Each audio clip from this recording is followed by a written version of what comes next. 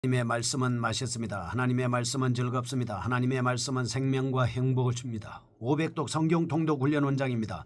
여수 살리는 교회 임기환 목사가 하나님의 말씀을 봉독하고 전하는 시간입니다. 함께 하시면 기적이 일어납니다. 알람을 설정하시고 들으시면 좋겠습니다. 본 방송은 유튜브에서 성경 통독 임기환 검색하시고 구독하시면 계속되는 하나님의 말씀 업데이트를 통해서 은혜 받으실 수 있습니다. 오늘은 시편 119편 네 번째 시간입니다. 41절에서 56절까지 봉독하고 말씀을 전하겠습니다. 시편 119편 41절. 여호와여, 주의 말씀대로 주의 인자하심과 주의 구원을 내게 임하게 하소서. 그리하시면 내가 나를 비방하는 자들에게 대답할 말이 있사오리니 내가 주의 말씀을 의지함이니이다. 진리의 말씀이 내 입에서 조금도 떠나지 말게 하소서. 내가 주의 규례를 바랐음이니이다. 내가 주의 율법을 항상 지키리이다. 영원히 지키리이다. 내가 주의 법도들을 구하였사오니 자유롭게 걸어갈 것이오며 또 왕들 앞에서 주의 교훈들을 말할 때에 수치를 당하지 아니하겠사오며 내가 사랑하는 주의 계명들을 스스로 즐거워하며 또 내가 사랑하는 주의 계명들을 향하여 내 손을 들고 주의 율례들을 작은 소리로 읊조리리이다. 주의 종에게 하신 말씀을 기억하소서. 주께서 내게 소망을 가지게 하셨나이다. 이 말씀은 나의 고난 중의 위로라. 주의 말씀이 나를 살리셨기 때문이니이다. 교만한 자들이 나를 심히 조롱하였어도 나는 주의 법을 떠나지 아니하였나이다. 여호와여, 주의 옛 규례들을 내가 기억하고 스스로 위로하였나이다. 주의 율법을 버린 악인들로 말미암아 내가 맹렬한 분노에 사로잡혔나이다. 내가 나그네 된 집에서 주의 율례들이 나의 노래가 되었나이다. 여호와여, 내가 밤에 주의 이름을 기억하고 주의 법을 지켰나이다. 내 소유는 이것이니 곧 주의 법도들을 지킨 것이니이다. 아멘. 시편 119편 네 번째 여호와의 율법 41절부터 전하겠습니다. 본 말씀의 효력에 대해서 먼저 계속 반복해서 보겠습니다. 9절. 하나님의 말씀은 우리의 행실을 정결하게 합니다. 25절. 하나님의 말씀은 영혼을 소성케 합니다. 50절. 하나님의 말씀은 곤란 중에 위로를 얻게 합니다. 54절. 하나님의 말씀은 우리로 하여금 찬양하게 합니다. 하나님의 말씀은 62절. 우리로 하여금 감사하게 합니다. 98절. 하나님의 말씀은 우리로 하여금 지혜롭게 합니다. 134절. 하나님의 말씀은 우리를 속박이나 죄에서부터 속량해 주십니다. 본시에 나타난 하나님의 말씀에 대한 태도를 살펴보겠습니다. 첫째, 2절, 15절, 23절, 48절, 78절, 97절, 148절. 이 말씀은 주야로 묵상하여 깨닫고 적용하고 기도하고 연구해야 한다는 말씀입니다. 둘째, 6절, 15절, 18절, 37절, 82절, 123절. 말씀에 대해 이해를 간구하며 하나님의 진리를 명확히 볼 수 있어야 합니다.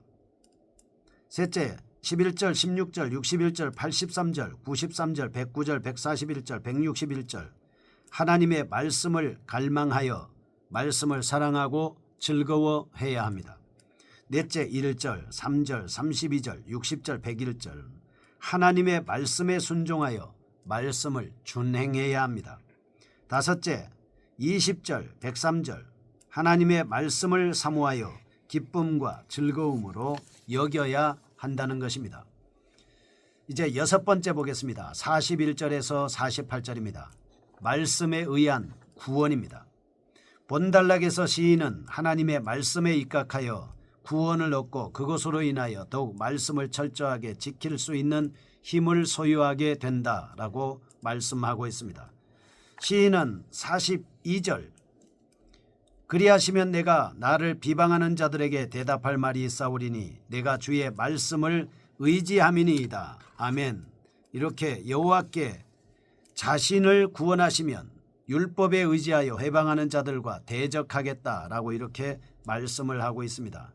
41절에서 여호와여, 주의 말씀대로 주의 인자하심과 주의 구원을 내게 임하게 하소서라고 말씀할 때 주의 인자하심을 언급함으로써 구원이 전적으로 하나님께 있다는 사실을 밝혀주고 있습니다. 구원은 인간의 조건에 달려있지 않습니다. 여호와 하나님의 언약과 은혜에 근거하고 있습니다. 그러므로 시인은 하나님께서 자신이 처한 위기 상황 속에서 구원을 허락해 주신다면 하나님의 말씀으로 악한 세력들과 싸우겠다는 의사를 밝히고 있습니다. 히브리서 4장 12절 하나님의 말씀은 살아있습니다. 활력이 있습니다. 좌우의 날선 어떤 것보다도 예리한 이 하나님의 말씀은 성도들이 가지고 있는 유일한 공격 무기입니다. 인간의 모든 심령과 골수를 찔러 쪼갤 만큼 예리합니다. 이러한 말씀으로 자신에게 주어지는 모든 시험을 극복하겠다고 다짐하고 있습니다.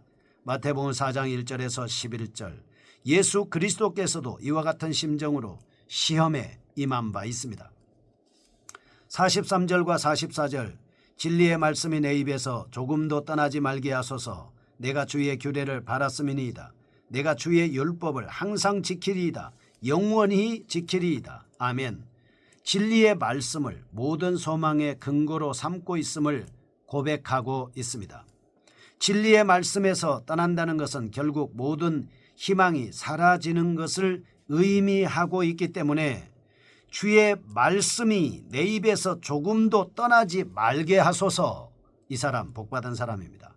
여러분 입에 주의 말씀을 계속 읊조리는 사람, 그 사람은 복이 있는 사람입니다. 그 사람은 희망이 있는 사람입니다. 그 사람은 놀라운 역사가 있습니다.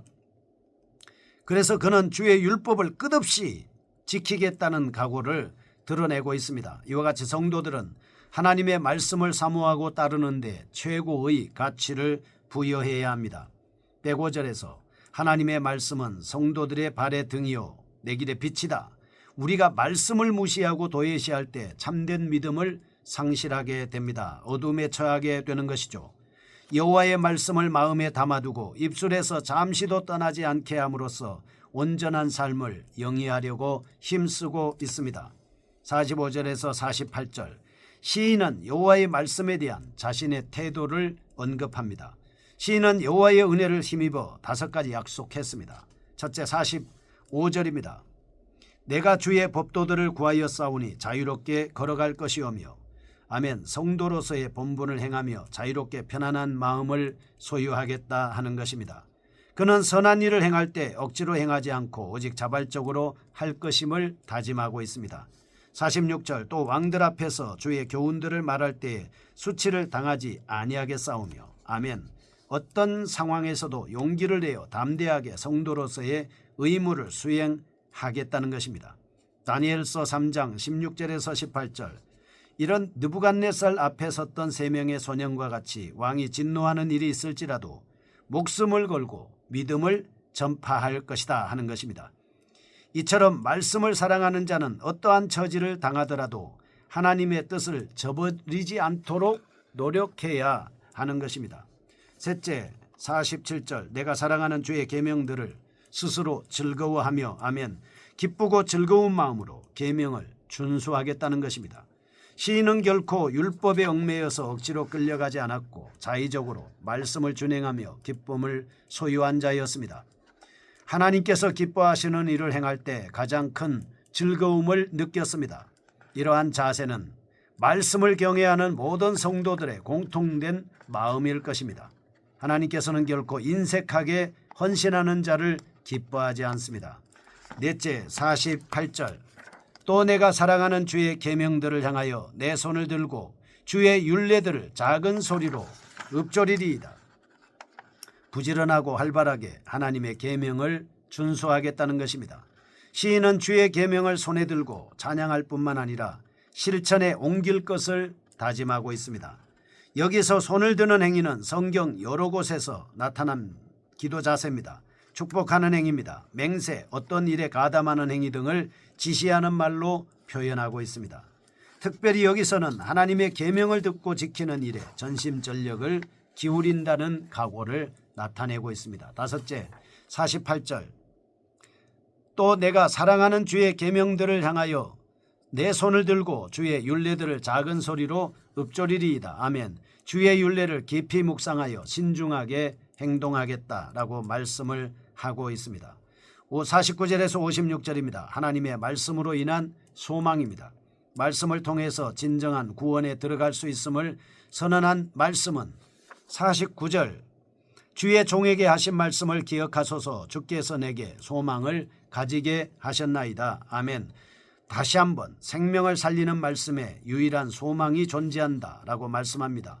69, 78, 85절 믿음과 하나님의 법을 비웃는 교만한 자를 비난합니다. 49절에서 50절 먼저 시인은 자신이 환난 중에서도 말씀의 위로를 통하여 소망을 지속할 수 있었다라고 말씀하고 있습니다. 시인은 근심 중에 처할지라도 하나님의 말씀을 신뢰함으로 위로를 받았습니다. 한 걸음 더 나아가 그는 만약 하나님의 말씀이 아니었으면 자신은 아마도 죽은 자처럼 되었을 것이라고 말씀합니다. 하나님께서는 신실하십니다. 한번 약속하신 말씀을 절대로 파기하지 않습니다. 성령을 통하여 우리 안에 신앙심을 북돋아 주십니다. 낙심하지 않도록 은혜를 베풀어 주십니다. 그리고 주의 백성으로서 지켜야 할 사명을 망각하고 방황하는 자가 있다면 말씀을 통해 영혼이 다시 소생할 수 있도록 이끌어 주십니다. 고린도후서 1장 4절 시인은 오직 말씀을 통하여 위기를 극복할 수 있는 능력을 공급받았습니다. 51절과 52절 자신이 교만한 자로부터 조롱을 받았을 때 하나님의 옛 규례를 생각하고 스스로 위로하며 주의 법을 떠나지 않겠다고 말하고 있습니다. 여기서 하나님의 옛 규례란 하나님께서 자신을 공의로운 세상의 심판주로 알려주셨음을 의미하고 있습니다.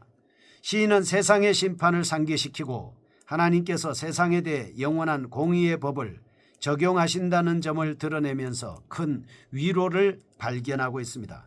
현재 시인은 51절 교만한 자들이 나를 심히 조롱하였어도 나는 주의 법을 떠나지 아니하였나이다. 아멘.